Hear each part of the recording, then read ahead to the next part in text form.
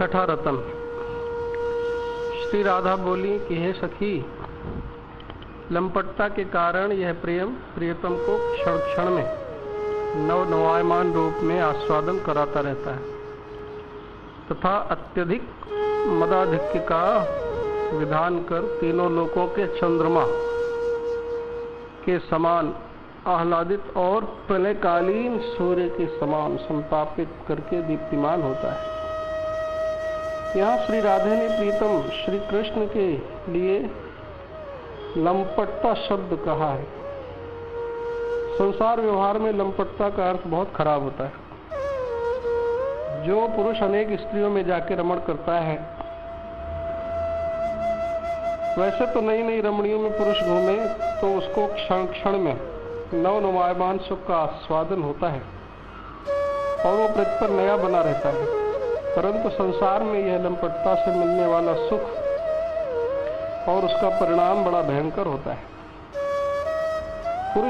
पुरुष रोगी हो जाता है और स्त्रियां कभी कभी उसे मार भी डालती हैं। इस सुख को राधा रानी नहीं समझा रही हैं। भंवरा फूलों पर मंडराता है, एक पर नहीं रहता, उसे भी लंपट कहते हैं। विभिन्न प्रेमी भक्तों में घूमते रहना श्री कृष्ण का स्वभाव है। वे केवल एक के नहीं रहते हैं, इसलिए उन्हें लंपट कहा है।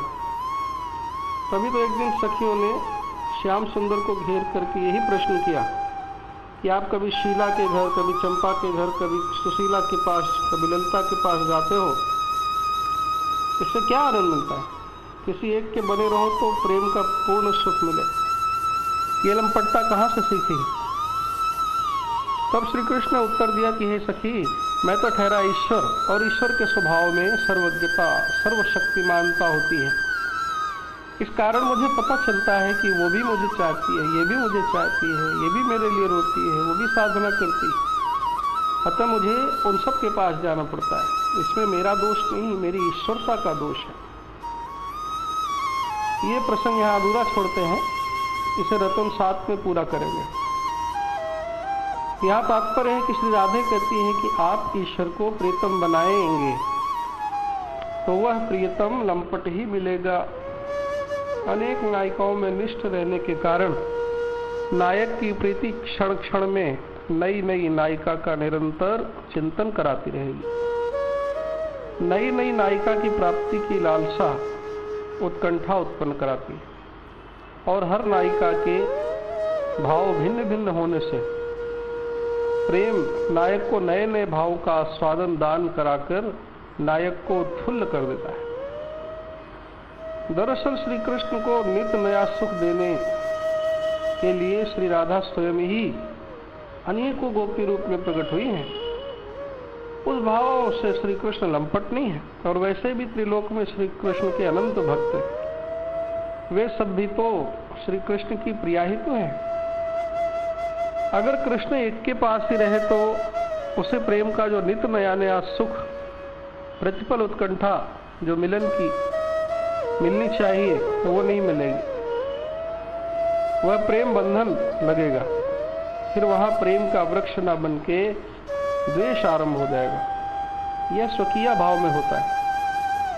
स्वकीय भाव में प्रीतम एक का ही रहता है, परंतु स्वकीय भाव में परकीय भाव की अपेक्षा जो 4 भावों की कमी है वो खड़ी हो जाएगी। निरंतर चिंतन नहीं हो पाता है। नित्य सामने होने से मिलन की उत्कंठा भी नहीं रहती और मांग बढ़ जाती है। तोष दिखने लगता है और प्रेम का पौधा सूखने लगता है। ये पौधा हरा रहे, विशाल वट वृक्ष बने, इसलिए श्रृंगार रस में मिलन के साथ विरह भी जुड़ा है। विरह से मिलन का आनंद अधिक बढ़ता है। अतः प्रेमी भक्त पर कृपा करने के लिए भगवान लंपट बने हैं। एक को छोड़ दूसरे तीसरे के पास घूमते रहते हैं।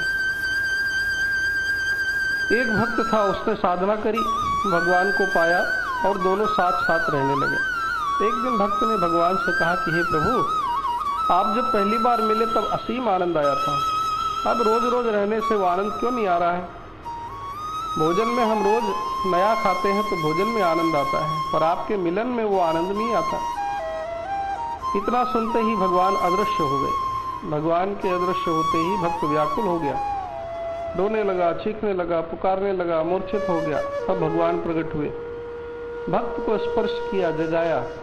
भगवान को देख करके भक्त हर्षित हो गया, नाचने लगा, बोला आप कहाँ चले गए थे, मेरी तो दशा ही बिगड़ गई थी। भगवान बोले कि तुझे मिलन का आनंद देने के लिए ही अदृश्य हुआ था।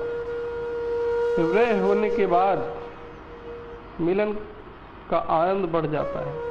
तब भक्त ने कहा, साईं मोहि न बिसारियो, चाहे लाख लोग मिल जाए, हमसे तुमको बहुत है, तुमसे हमको ना। यही बात यहाँ प्रिय प्रीतम के प्रेम में श्री राधा रानी बता रही है। अब अत्यधिक मदाधिक्य का विधान नायिका करती है।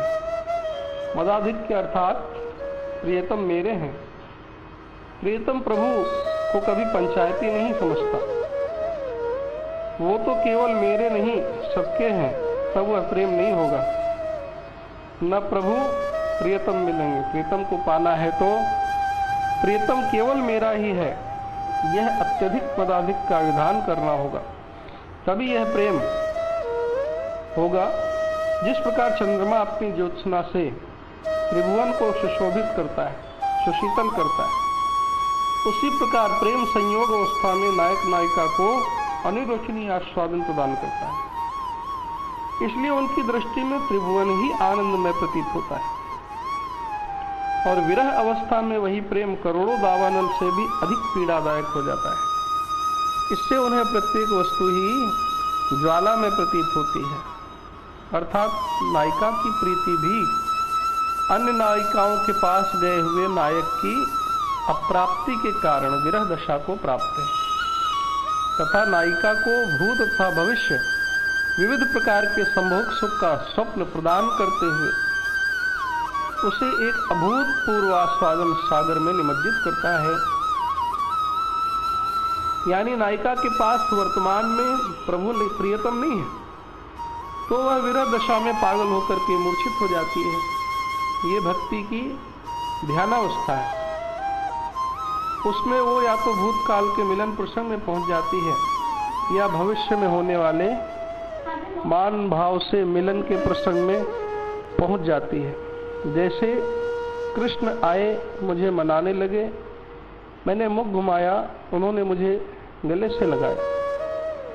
वह मिलन प्रसंग उन्हें विविध प्रकार के संभोग सुख का स्वप्न प्रदान करते हुए उसे एक अभूतपूर्व आस्वादन सागर में निमज्जित करती है।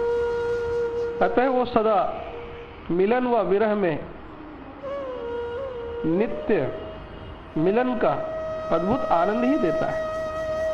यह प्रेम उसे हर अवस्था में उसे आनंदित रखता है। जागृत सुप्त सुषुप्तिषु केवल एक तुरीय रहत और अवस्था न।